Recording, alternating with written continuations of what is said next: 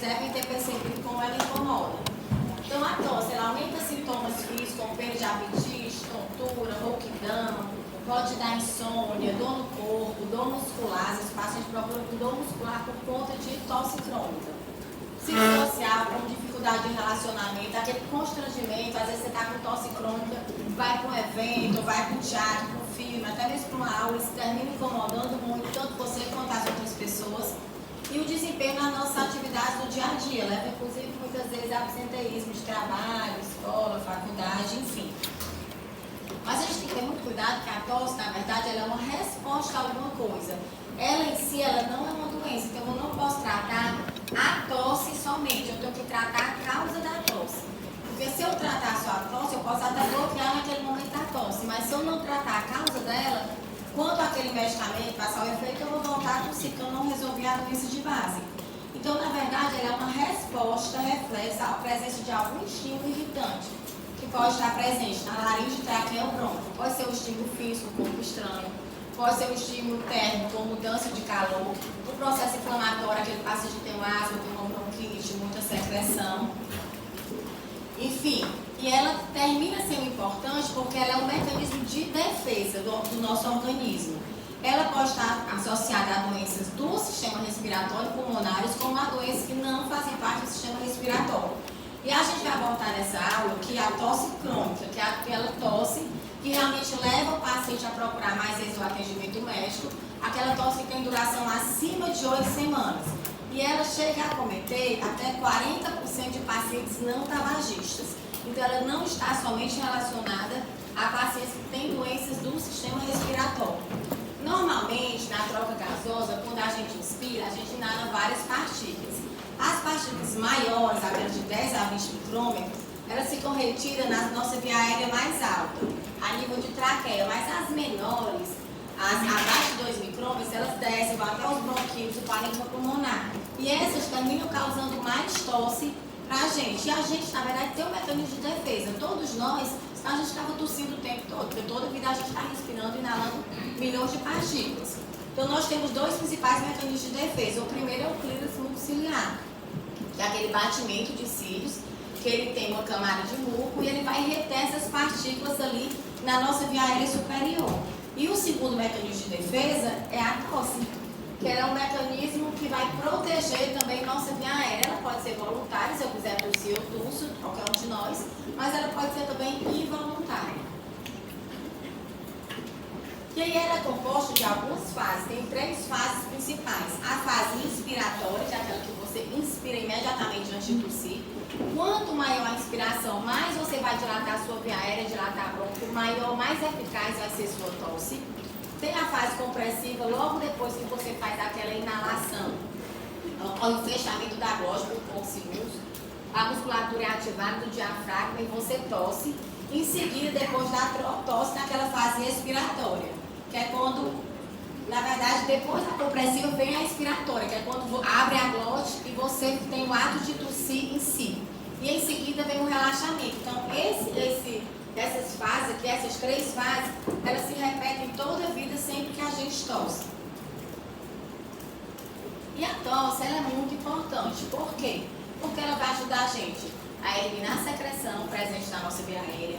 Ela vai proteger contra a aspiração. Se você tiver alguma doença, como por exemplo a discinesia ciliar, alguma doença que afete os batimentos dos cílios, a tosse vai se tornar o seu primeiro mecanismo de defesa, já que o primeiro mecanismo está abolido, não está funcionando.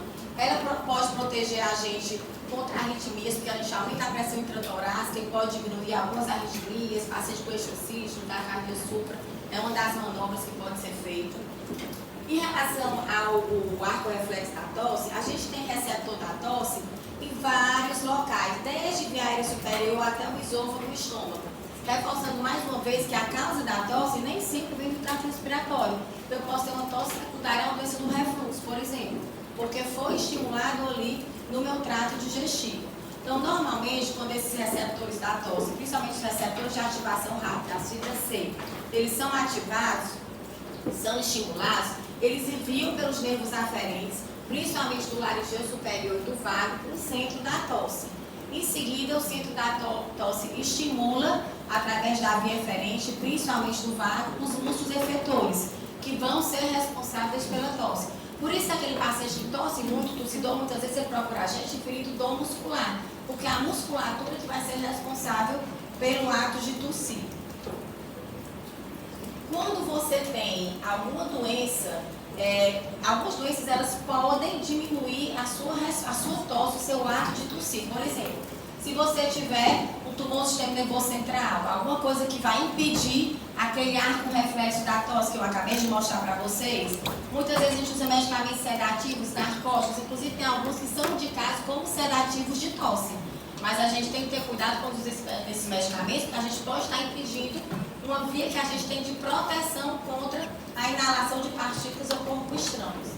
Se tiver algum aumento de pressão no sistema respiratório, o paciente com hipertensão intracraniana também pode lesar os centros efetores receptores da tosse.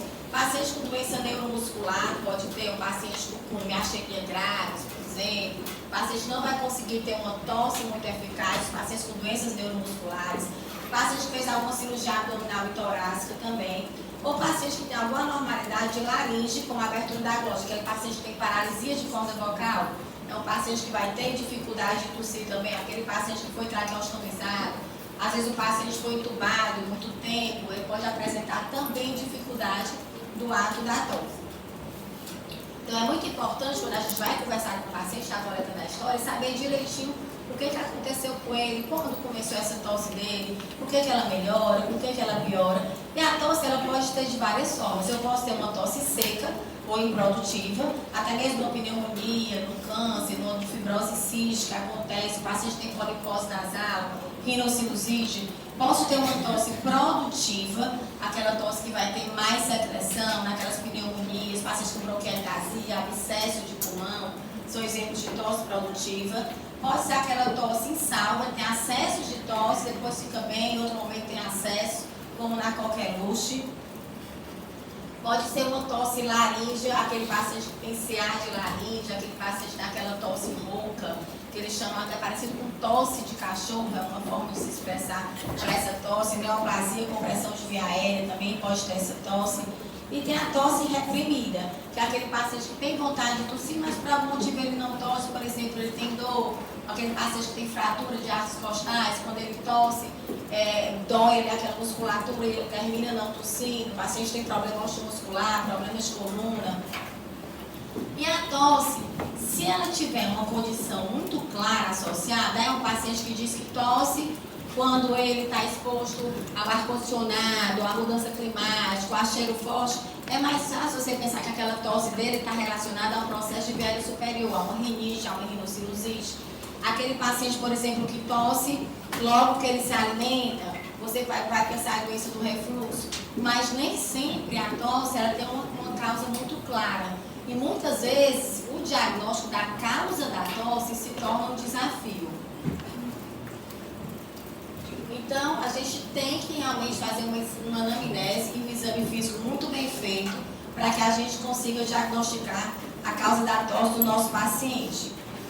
Lembrando que as mulheres, elas costumam apresentar mais tosse crônica do que os homens. As mulheres, principalmente mais velhas, de meia idade, pacientes com história de tabagismo tossem mais, aí está muito claro que aquele paciente que fumou pode ter DPOC, outras doenças associadas ao tabaco. Mas é muito importante a gente avaliar o início da tosse. É uma tosse que começou recentemente, é uma tosse que começou após um quadro de infecção de vias aéreas superiores, após uma pneumonia, eu posso estar diante de uma tosse pós-viral, por exemplo.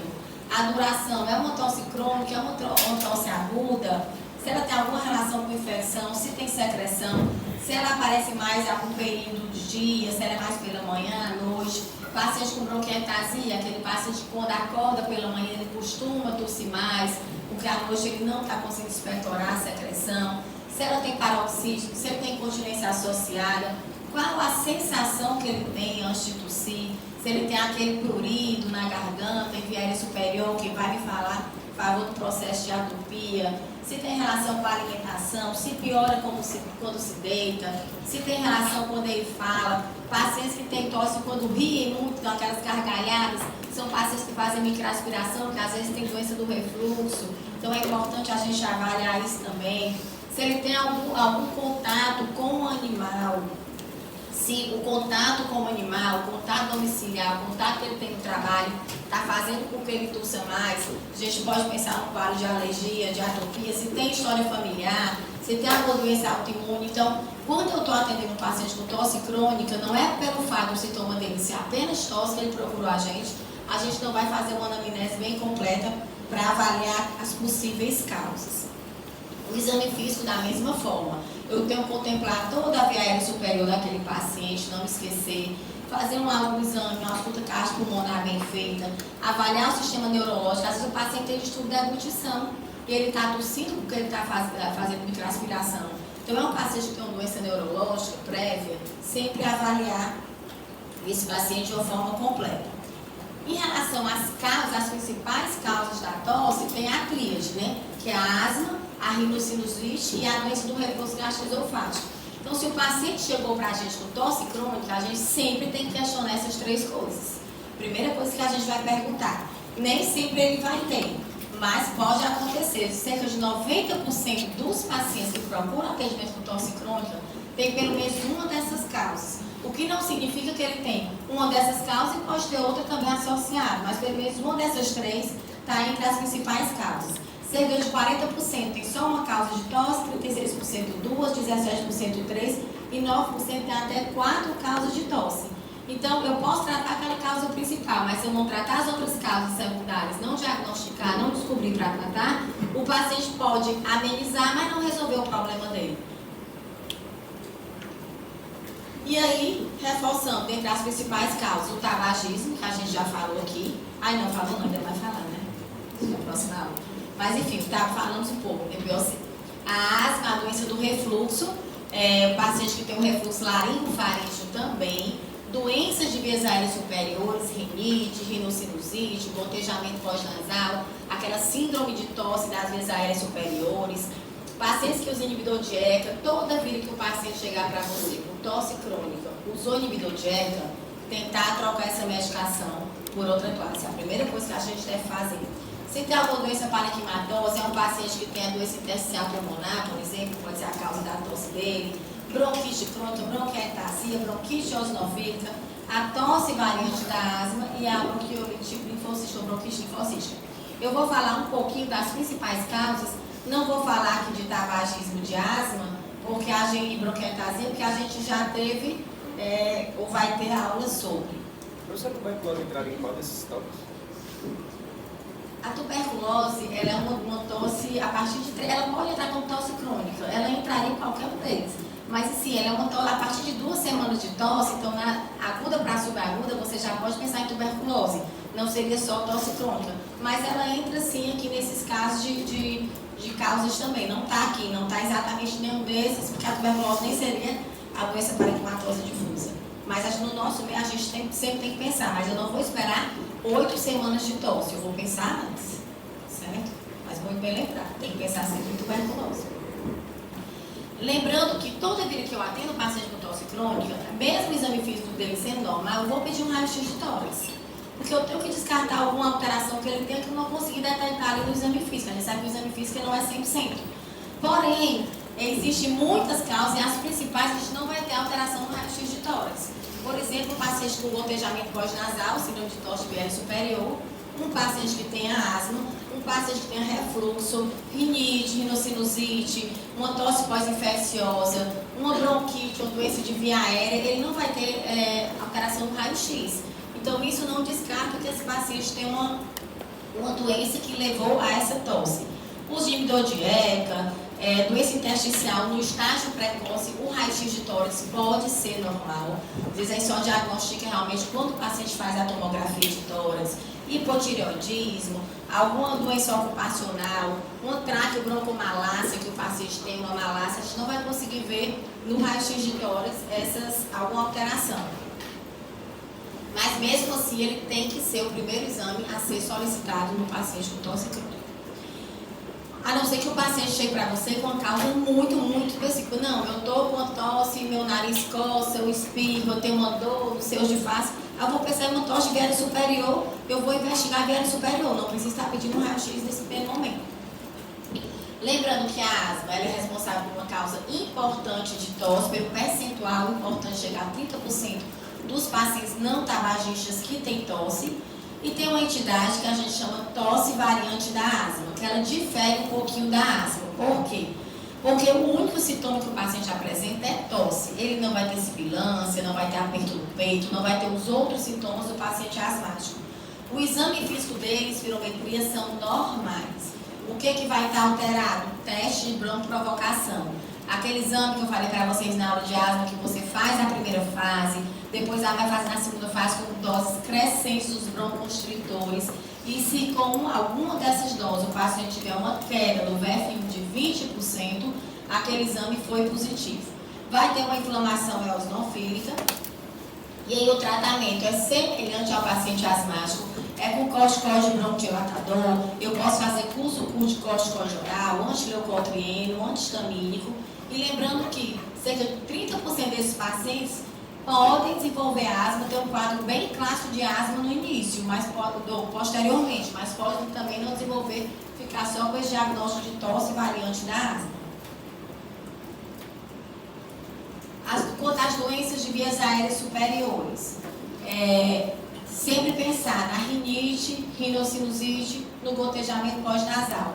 Normalmente, os estímulos que chegam para a tosse são os estímulos lá no ramos do glossofaríngeo e do faríngeo, que são ramos do vago. Lá em cima, os receptores estão lá, são estimulados, isso leva o paciente a ter tosse. Tem a tosse do gotejamento pós-nasal, ou a síndrome de tosse de vias aéreas superiores, é aquele paciente que tosse, que tem aquela secreção, aquela sensação da secreção caindo aqui na via aérea superior, aquele paciente que pigarreia, tem muito pigarro, pode ter obstrução nasal, rouquidão, eles se queixam de halitose, algumas vezes cefaleia. É diferente da rinite, porque a rinite, ela tem realmente aquele processo inflamatório na mucosa nasal, que a gente não observa no paciente que tem só a síndrome de tosse de vias aéreas superiores. E ele vai ter muito prurido, muito espirro, muita rinorreia com obstrução nasal.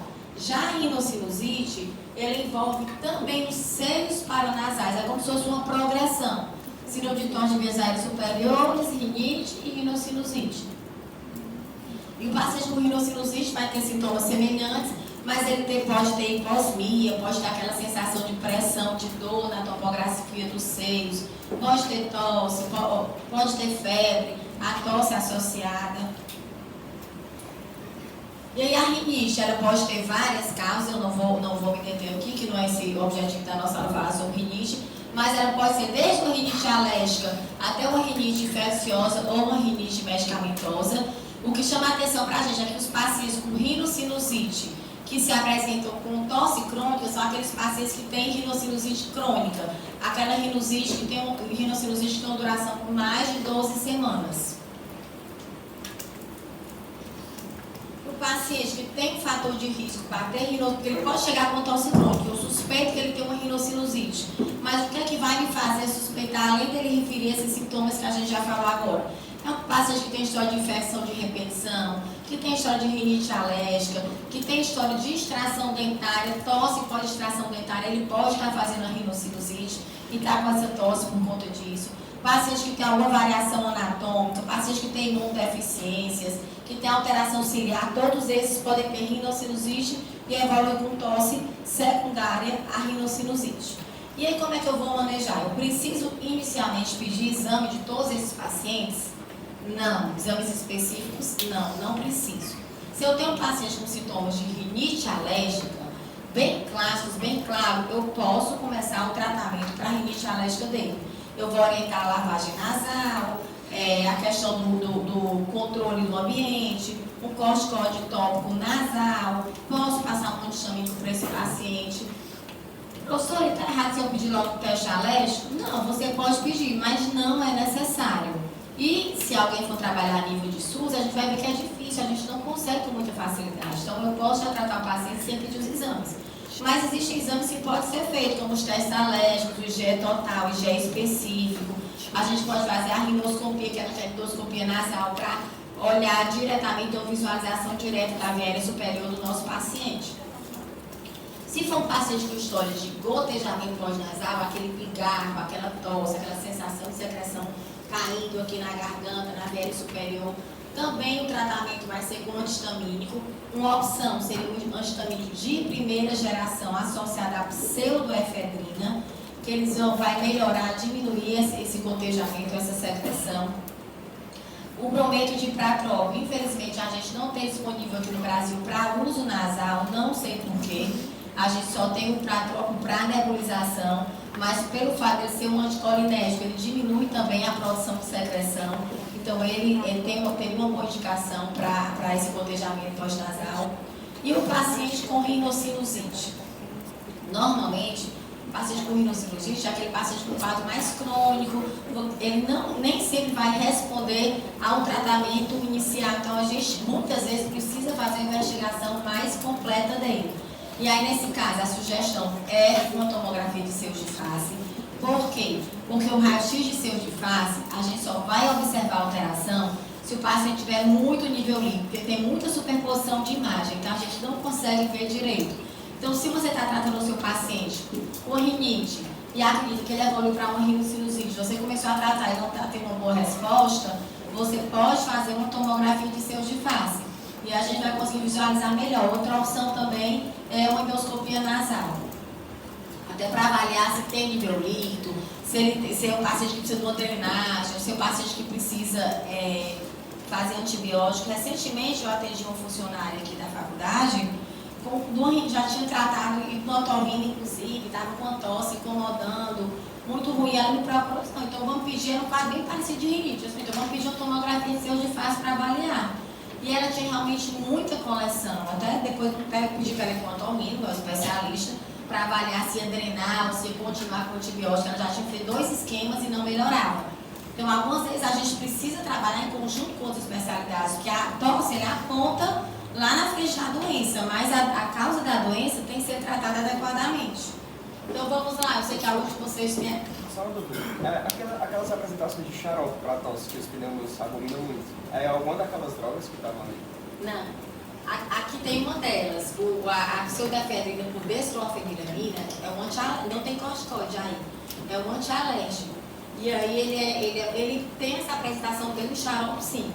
Mas acho que eu não abomino não. Não abomino não. O que a gente não gosta muito são aqueles que tem muito xarope com associação de corticoide. Porque o paciente fica usando corticoide desnecessariamente e aí vem todos os efeitos colaterais do corticoide. Mas esses que são somente antialérgicos podem ser usados. Este primeira geração, qual a desvantagem dele?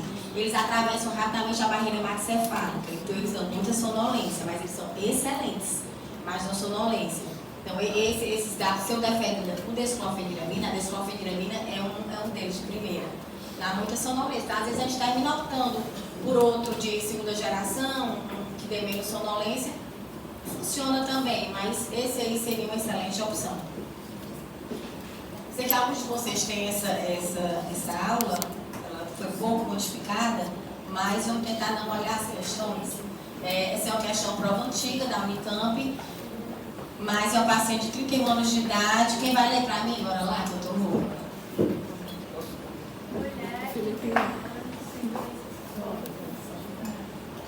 Mulher, 31 anos, sem doenças crônicas, relata tosse seca diária e em vários episódios, sem horário preferencial há 4 meses. Nega de espineia, chiado, obstrução de vias aéreas superiores ou sensação de gotejamento pós-nasal. Nunca fumou e relata pirose ocasional. No seu primeiro ano de vida, teve um episódio de bronquite respiratória, mas nega sintomas respiratórios crônicos na infância. Já passou em consultas em outros 2 médicos, tendo realizado radiografia de tórax, espirometria com teste pós-broncodilatador, hemograma, que resultaram normais. Iniciou há 1 mês tratamento com butesolida, inalatória e nasal, além de loratadina, sem melhora da tosse. Trabalha em escritório de advocacia com ar-condicionado e não possui animais em casa. Seu exame físico é normal e seu IMC é de 31 quilos por metro quadrado, né? A conduta é... Eu devo ter que dúvida, pessoal? Sem olhar, né? Porque é isso, vocês foram. Tá todo igual, né? Ali, olha. Vou deixar mais aula, não, vou mudar. Mas tem outras então na aula aqui. E aí, bora lá, vamos a gente animar. Ninguém viu a resposta. Qual é? Muito bem, alguém ficou em dúvida com essa questão? Tá tranquilo? Ok, vamos lá. Então, a doença do refluxo, ela é responsável por tosse, cerca de 40% dos pacientes. Dentre as principais causas está a desmotilidade, a microaspiração do conteúdo gástrico e o refluxo, que pode ser tanto ácido como não ácido. Normalmente, o paciente com doença do refluxo, ele tem tosse porque ele tem um relaxamento do esfíncter esofágico inferior. Mas cerca de até 75% dos pacientes, eles podem não ter aqueles sintomas clássicos, como você perguntar, tem epigastralgia, queimação, regurgitação, às vezes o paciente não tem. Então, se você suspeita por outras causas, ou você não conseguiu descobrir qual seria a principal causa, a doença do refluxo, ela sempre tem que entrar entre suas hipóteses diagnósticas. E a gente termina fazendo o tratamento empírico. Mas sempre procurar excluir outras causas antes de fazer o tratamento empírico pensando em doença do refluxo. E lembrando que o melhor exame para avaliar doença do refluxo gastroesofágico não é a endoscopia, é a impedância e o pH-metria. A endoscopia, ela vai avaliar sinais indiretos, ela vai me sugerir. Eu, como pneumologista, eu não peço impedância e pH-metria.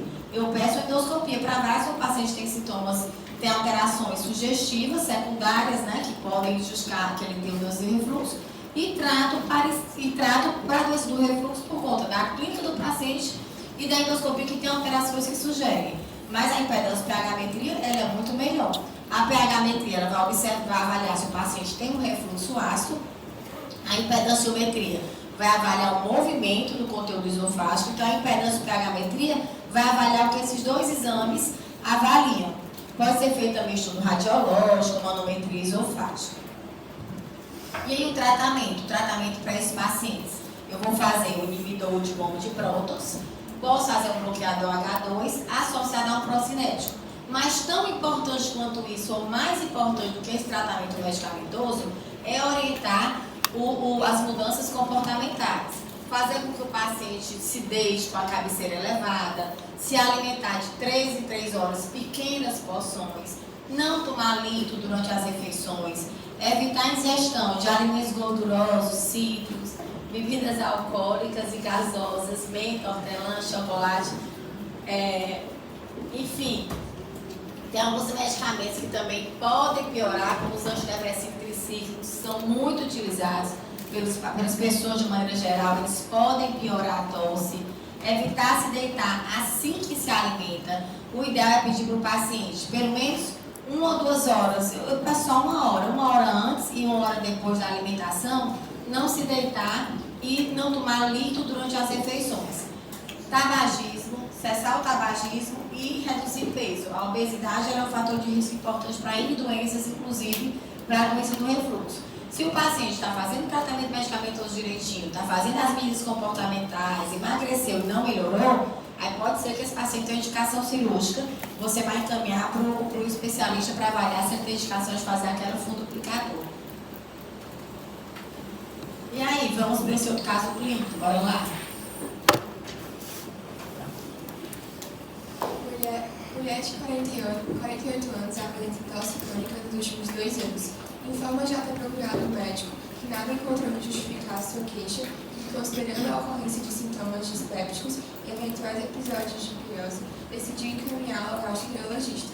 Este, após a entrevista, iniciou tratamento com inibidores de bomba protônica pela suspeita de refluxo gastroesofágico. Após 1 mês de terapia e devido à resposta inadequada, requisitou endoscopia digestiva alta, cujo resultado foi normal. Foi solicitada então a pH-metria esofágica, o resultado igualmente normal. Para prosseguir na investigação de DRGE, o exame mais apropriado é... Qual é esse aí, pessoal? Tudo bem? Bora lá. Existe também outra doença que é o refluxo laringofaríngeo. Na verdade, o que acontece é um movimento retrógrado do conteúdo gástrico, que ele vai lá para a laringofaringe. Diferente da doença do refluxo gastroesofágico, o refluxo laringofaríngeo é uma alteração do esfíncter esofágico superior. Então, o paciente, mesmo sentado, mesmo em pé, ele pode ter sintomas. O paciente com doença do refluxo gastroesofágico, os sintomas pioram assim que ele se deita. Os pacientes com refluxo laringofaríngeo podem ter sintomas mesmo sentados. O diagnóstico é feito por uma laringoscopia direta, onde a gente observa aquelas alterações, o edema, a hiperemia, das aritenoides, inflamação laríngea. Pode ser feito também uma impedância intraluminal multicanal, que você vai avaliar o refluxo laringofaríngeo. E o tratamento é um tratamento semelhante à doença do refluxo gastroesofágico. É um tratamento anti-refluxo, que a gente falou anteriormente. E a tosse pós-infecciosa. A tosse pós-infecciosa é muito comum. Ela pode ser responsável por causas agudas de tosse, supragudas e até mesmo causas de tosses crônicas. Aí entra a pneumonia, discinesia ciliar primária, tuberculose, que foi questionada aqui, a panbronquiolite difusa. Então, o que vai me fazer dar esse diagnóstico para o paciente é uma história e um exame físico bem feito. Se eu estou diante do paciente que estava super bem, que ele teve uma tuberculose, que ele tratou a tuberculose, depois da tuberculose começou a apresentar tosse, eu posso pensar que é uma tosse pós-tuberculose. Aí vou ver o que tem nesse parênquima pulmonar dele, investigar com função pulmonar. Se ele teve uma pneumonia, está bem da pneumonia, mas está com uma tosse que está incomodando, e não tem outras alterações, quando eu vou investigar outras, dentre as principais causas de tosse, eu vou pensar que essa tosse é pós-pneumonia. Então, a história e o exame físico deles são fundamentais. De exames complementares, inicialmente eu vou pedir um raio-x de tórax, se for necessário, dependendo da suspeita clínica do paciente, eu posso pedir uma tomografia de tórax ou seios de face, posso pedir exame, secreção, porque esse paciente pode estar com um quadro até infeccioso naquele momento também, devido a uma recidiva.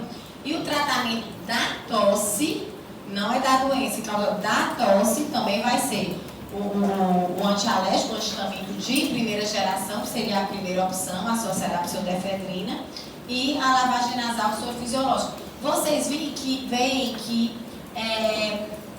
o tratamento termina sendo independente de várias etiologias da tosse, o tratamento é o mesmo. Então, se eu tenho um paciente com síndrome de tosse tibial superior, o tratamento é semelhante ao paciente com tosse pós-infecciosa, por exemplo.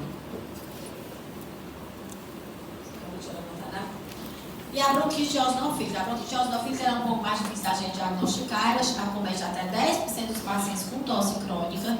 É aquele paciente que tem sintomas que se assemelha à asma, mas ele não tem a hiperresponsividade, ele não tem aquela variação significativa da espirometria do fluxo aéreo. E aí, muitas vezes, esse paciente tem sintoma quando ele tem contato com o trabalho, que a gente chama a bronquite eosinofílica ocupacional. Ele fica bem, mas quando ele entra naquela fábrica que ele trabalha, fábrica de tecido, por exemplo, eles terminam tendo sintomas. De tosse, a tosse pode ser seca ou produtiva. Você faz o raio-x de tórax do seu paciente, é normal. E aí, como é que eu vou diagnosticar esse paciente? Muitas vezes a gente faz um tratamento baseado na suspeita clínica sem nem diagnosticar o paciente, porque a melhor opção diagnóstica seria avaliar a eosinofilia no escarro. Avaliar se ele tem acima de 3% de eosinófilo no escarro, mas é um exame que a gente não consegue fazer no nosso dia a dia. Mas o paciente, muitas vezes, ele tem história de outras doenças atópicas aí associadas. E o tratamento corticóide inalatório. Então, se você suspeitou, o paciente começa a fazer corticóide inalatório, você trata empiricamente, ele melhorou, provavelmente é possível que ele tenha essa tosse associada à bronquite eosinofílica. E a disfunção de cordas vocais. Esse é mais difícil da gente diagnosticar. Se a gente não pensar, se a gente não suspeitar, a gente não diagnostica. Dentre os pacientes que têm disfunção de corda vocal, 80% deles vão se apresentar com tosse. A maioria é mulher e cerca de 40 anos de idade. O que acontece? Porque normalmente, quando a gente inspira, a nossa corda vocal, ela abre. Nessa parada de corda vocal, não. Quando você inspira, tem esse fechamento. E também no início da inspiração, ela permanece fechada. Então, isso dificulta a nossa respiração, dificulta dificulta a passagem de ar. Ela pode estar associada à asma e à doença do refluxo, não vem sozinha. O paciente tem tosse, história de chiado, ele tem estridor, quando você ausculta ali a região cervical, você percebe o estridor. Pode ter dispneia, rouquidão, aquela sensação de sufocamento. E o diagnóstico como é? A gente pode fazer uma laringoscopia, que aí você vai observar, pede o paciente inspirar e expirar, e você vai vendo, o otorrino consegue visualizar direitinho. Para a gente, pneumologista, quando é que a gente suspeita? Quando o paciente faz uma espirometria e ele tem na alça inspiratória um platô, um abaulamento. Vou mostrar para vocês o que acontece na espirometria dele. E o tratamento pode ser fonoterapia, vai para o fono, algumas vezes você vai tratar também outras doenças que podem estar associadas, como asma, refluxo, se o paciente tiver, e tem a opção de fazer ventilação não invasiva com o CPAP e até usar o LOS. Aqui é uma paciente de 28 anos, feminino, queixa de tosse seca, puxada no peito, dispneia, rouquidão e sensação de sufocamento. Tem doença do refluxo, mas já está com o tratamento todo otimizado e persistiu com a tosse. Quando ela fez a espirometria, ó, que é a alça expiratória, em cima que é a alça inspiratória. Normalmente isso aqui é para ser tipo meio círculo. Então essa alça dela está mais retificada. Então ela tem uma obstrução provavelmente extratorácica, associada com essa história e essa espirometria, essa curva, eu penso em disfunção de corda vocal. Aí eu vou pedir para ela ir no otorrino, ou para fazer uma laringoscopia e a gente confirmar esse movimento anormal das cordas vocais. Em relação à ECA, a enzima inibidora de conversão da angiotensina. Pacientes que fazem uso de ECA, a gente sempre tem que pedir que eles suspendam antes de pensar em qualquer outra causa para tosse crônica. Mesmo que ele tenha outras possíveis causas e use ECA, eu vou pedir para ele suspender. Ela faz a conversão da angiotensina 1 e angiotensina 2 e degrada os mediadores inflamatórios. Exatamente esses mediadores que vão agir lá nos receptores da tosse, nas fibras C, nas fibras de adaptação rápida e vão estimular aquele arco reflexo da tosse. Então, quando eu utilizo essa medicação, não vai ter essa degradação e esses mediadores vão estar lá sempre estimulando os receptores da tosse. Eles também podem estar associados à elevação de prostaglandinas, com aumento do ácido aractônico, isso vai dar mais tosse do paciente. Cerca de 30% dos pacientes que utilizam inibidor de ECA podem ter tosse, reforçando aqui que a tosse não é dose dependente, o paciente pode utilizar uma dose menor ou uma dose maior, ele pode aparecer uma semana depois que o paciente está usando, pode aparecer 2 meses depois que ele está utilizando. O tempo para a tosse resolver pode demorar até 40 semanas, porém, quando você suspende o inibidor de ECA, depois de 1 mês, se a tosse do paciente não tiver pelo menos reduzido de intensidade, provavelmente não é essa a causa da tosse do seu paciente. Bora lá, essa outra questão? Vai ler. Um homem de 42 anos queixa-se de tosse seca de longa data, incômodo no peito, tem hipertensão e uso de nalaprio e hidroclorotiazida, nega tabagismo. Nesse caso, sobre a tosse crônica, é correto.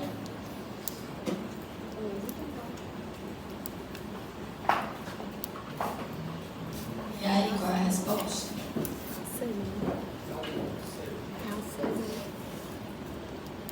Tudo bem. Então, vamos lá. Paciente, a gente já falou das possíveis causas de tosse, né? TPOC, bronquiectasia, tuberculose, câncer, apneia do sono, doenças intersticiais pulmonares, pneumonia, lesões traqueais, traqueobroncomalácia. Então, existem muitas causas de tosse crônica. A tosse crônica, ela não nem sempre é tão fácil de ser diagnosticada. E aí, essa outra questão, bem pequenininha da SUS, que vai ler. Olha. Cadê o povo lá de trás ali? Bora, meninos, vem aí de vocês. Bora. Olha alto, dá pra ouvir daqui. Paciente feminino, 42 anos, diabético, com história de tosse, glicose, dispneia, disposta a 6 meses, além de esfagem progressiva. Relato desde o início do quadro apresenta visões de febre baixa,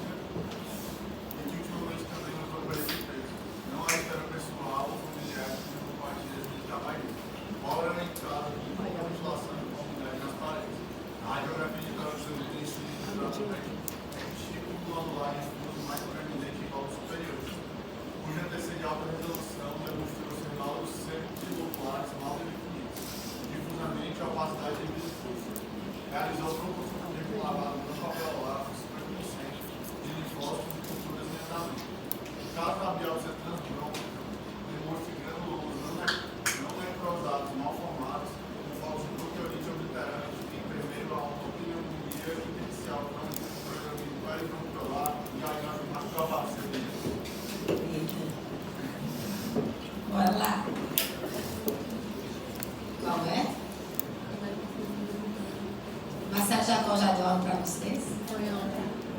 Fizeram a prova?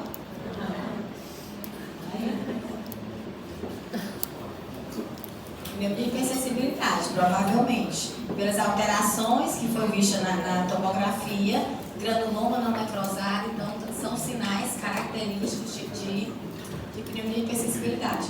Curiosidade, se não tiver nenhuma prova ainda? Só uma foto. Não, eu tô apertando só, eu sei que são muitas. É porque assim, a gente já mandou todas as questões, entendeu? Aí eu pensei que já tinha feito mais de provas de primeiro.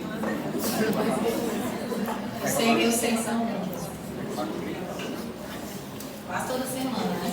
Toda segunda. E a professora fala com aquele diálogo, por favor.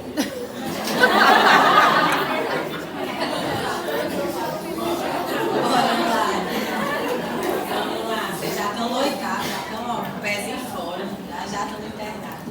Bora lá. Outras causas, ó, aspiração pulmonar, paciente tem distúrbio da deglutição, então sempre avaliar a parte neurológica do paciente. Paciente que faz hemodiálise, por exemplo, ele pode ter, eles usam muito ECA, eles têm muito doença do refluxo, eles são pacientes mais congestos, né? Então podem ter asma associada, então eles podem ter também tosse secundária, essas alterações. Pacientes com hipotireoidismo autoimune pode ter, porque as células inflamatórias podem migrar para o pulmão, pode dar tosse crônica. Medicamentos, pacientes que usam bloqueador de canal de cálcio bifosfonato também podem ter mais refluxo e vai ter tosse secundária ao refluxo. Alguns colírios que os pacientes usam para glaucoma, ele mesmo sendo ocular, tem alguma absorção e eles entram na viária do paciente e vão estimular os receptores de tosse. E tem a tosse psicogênica, mais comum em crianças, né, e em alguns adolescentes, mas para eu diagnosticar essa tosse ou pensar que ela é psicogênica, eu tenho que descartar as outras possíveis causas de tosse. E muitas vezes a gente não consegue diagnosticar a causa da tosse.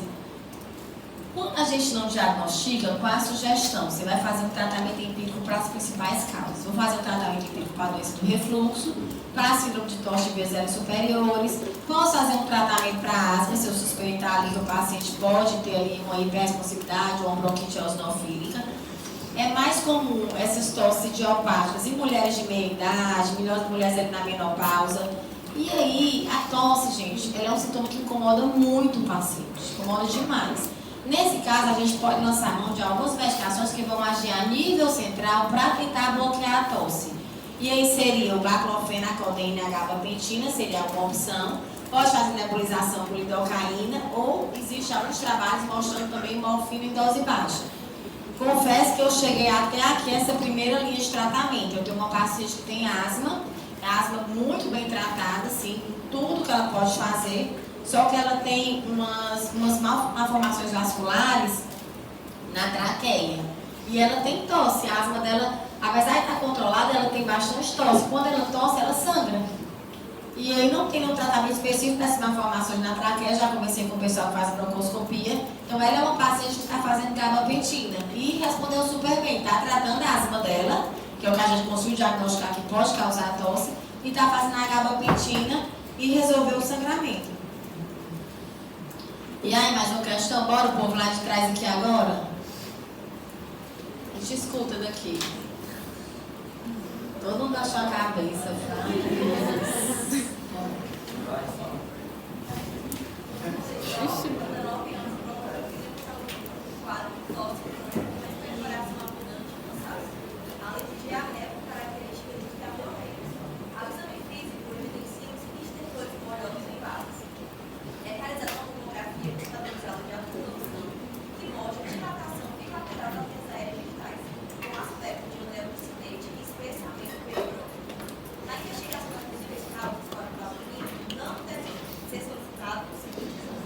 A gente não usa essas questões não, mas era uma questão que tinha, eu coloquei mais para a gente lembrar dos possíveis diagnósticos diferenciais da tosse crônica. E o que a gente não deve solicitar para essa paciente? Hã?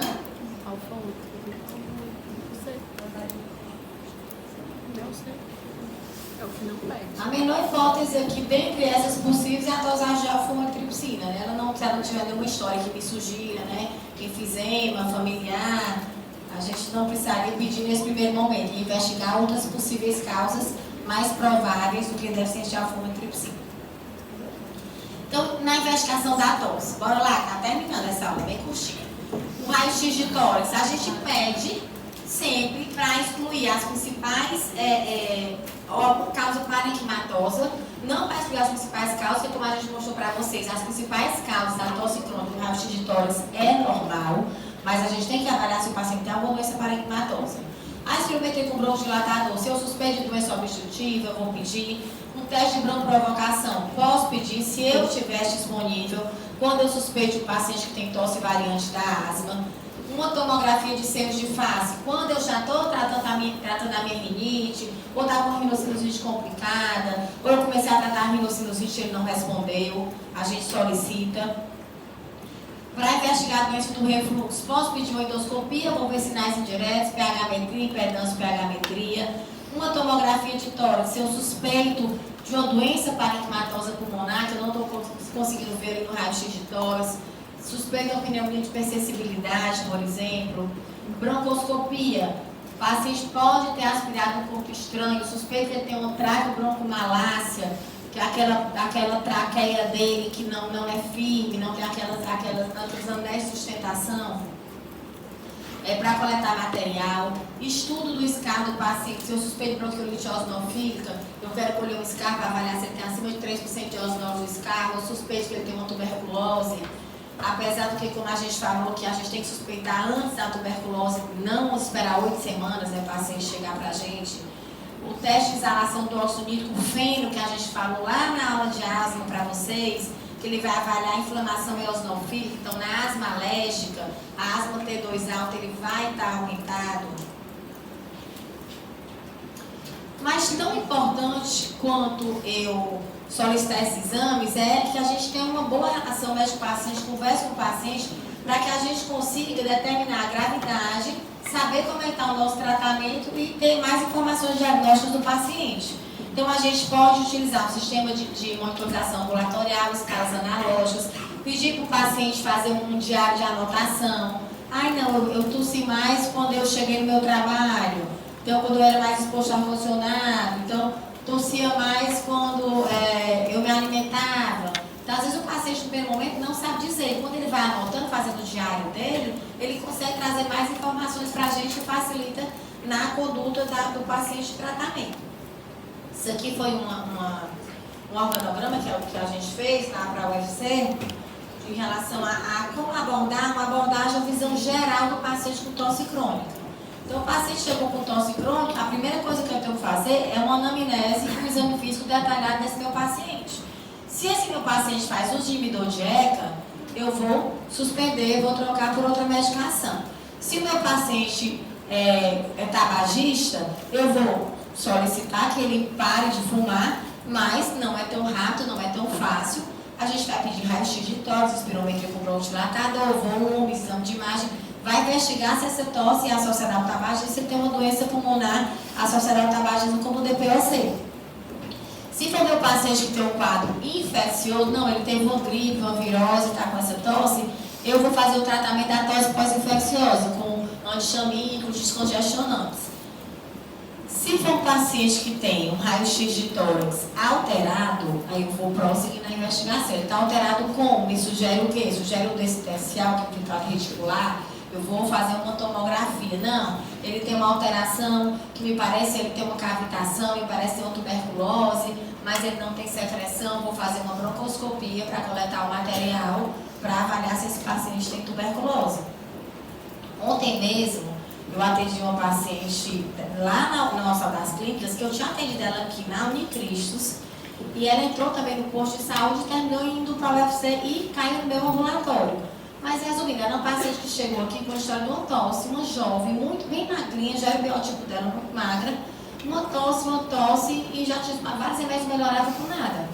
E na escuta dela, eu acho que tem umas crepitações discretas, ela não tinha muita coisa para tuberculose, não tinha emagrecimento, enfim. Mas eu pedi uma tomografia dela, porque ela, o raio-x que ela tinha era antigo, mostrava muita coisa, já era paciente muito sofrida. A tomografia veio cheio de micronódulos centro-lobular, cheio de árvore de brotamento. Ela não tinha secreção, consegui uma broncoscopia para ela messejana, fez, coletou o material e a paciente tinha tuberculose. E tratou a tuberculose. E hoje ela está com a tosse pós-tuberculose, com uma tosse, talvez uma bronquiolite. Mas ela tinha uma doença, tinha uma tuberculose na época, então a gente tem que ficar sempre muito atento a isso.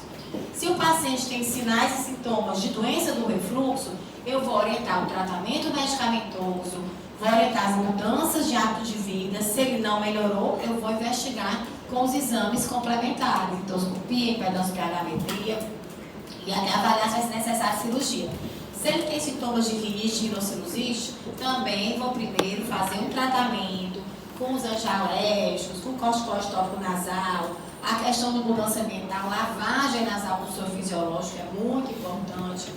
O paciente teve uma resposta parcial, não respondeu muito bem, a gente vai fazer uma tomografia de seio de face ou uma endoscopia nasal para fazer uma avaliação mais detalhada. Se for um paciente que tinha baciloscopia positiva, eu não tenho dúvida, eu vou tratar. Foi o caso dessa nossa paciente, só foi no lavado bronquial alveolar. Se eu suspeito de asma, eu vou fazer uma espirometria. Ah, mas a espirometria da paciente foi negativa. Não confirmou asma. Faço o teste de broncoprovocação. Se for positivo, teste variante da asma. Se for negativo, pode ser uma bronquite eosinofílica. O tratamento é corticoide inalatório. Se a espirometria me confirmar, eu já vou iniciar o tratamento para ela. E se na espirometria mostrar aquele achatamento da alça expiratória que eu mostrei para vocês naquela curva, o paciente pode ter disfunção de corda vocal, eu vou fazer uma laringo, confirmou o tratamento específico. Então, assim, tem um leque, e aqui a gente colocou só algumas coisas, as principais, mas tem um leque de opções, de caminhos que a gente pode pegar para tentar diagnosticar a causa da tosse crônica do nosso paciente. E aí eu tenho umas questões novas que vocês não têm ainda. Vamos lá, agora é de verdade. Quem vai ler aqui, bora? O povo vai do meio agora? Bora. Paciente feminina de 35 anos. Quem tá lendo, levanta o menino.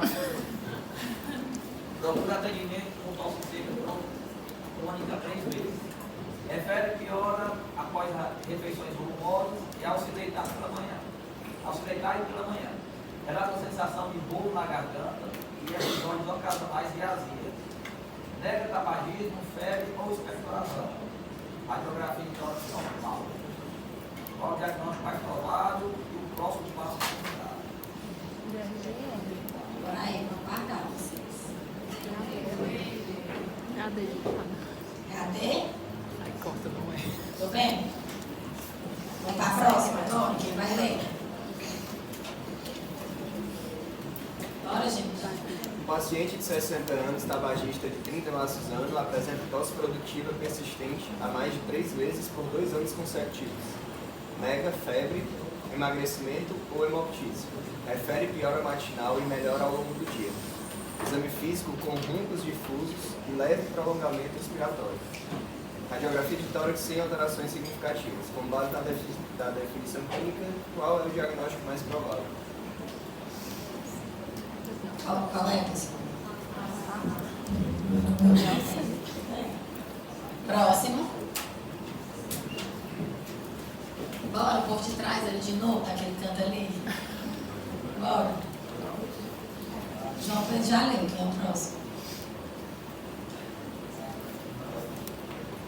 Ai, eu tô toda calada Mulher de agora. 42 anos, tem oportunidade de experiência,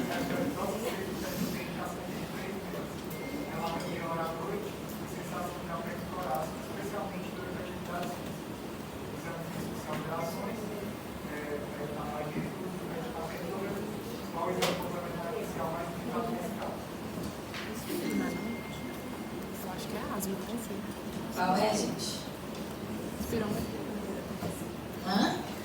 Ah, Estou sei. escutando sussurros aqui. Sei. Pode errar agora, mas errar na prova, não vai errar logo. Sei de casa. Tudo bem? Próximo. Bora, quem vai ler? Homem de 55 anos com tosse seca persistente há 10 semanas, associada à perda de peso, 4 quilos, floresando e fadiga, nega tabagismo,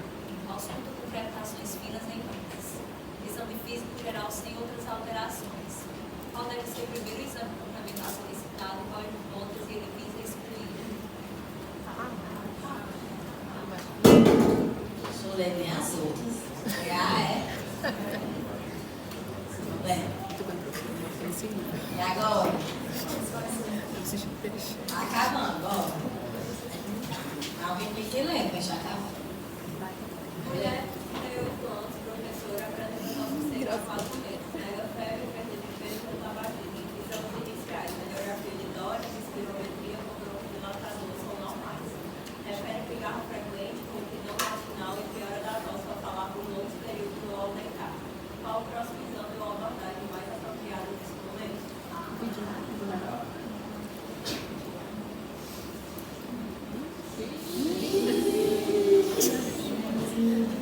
O que vocês colocaram lá? Por causa da mudança posicional e a rouquidão matinal. Cara, professor. Não, mas de fato, não, a resposta não é a resposta é essa aqui mesmo. Você vai primeiro iniciar a prova terapêutica, você não vai pedir o exame. Mas essa questão tem um erro importantíssimo, ele está perguntando, não, tá certo, ou daí não, qual o próximo exame ou abordagem. É isso mesmo, pensei que ele tinha perguntado qual o próximo exame e abordagem, a gente tinha que ser as duas coisas. Mas beleza, você primeiro vai fazer um teste terapêutico. Depois é que você vai pensar em investigar.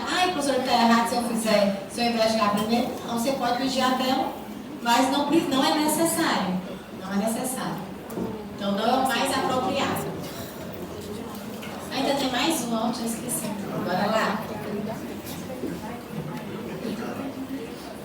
Mulher de 50 anos, sem comorbidades significativas, apresenta tosse seca persistente há 6 meses, que piora com a fala, risos e ao entrar em ambientes com ar-condicionado. Já foi avaliada por pneumologista e otorrino. Realizou exames como radiografia de tórax, TC de tórax de alta resolução, espirometria com bronquidilatador, endoscopia digestiva alta, pH-metria esofágica e videolaringoscopia, todos sem alterações significativas. Foi submetida a tratamentos empíricos para asma, DRGE e rinite alérgica, sem resposta. Qual a conduta mais adequada nesse momento diante do quadro de tosse crônica refratária sem etiologia identificada?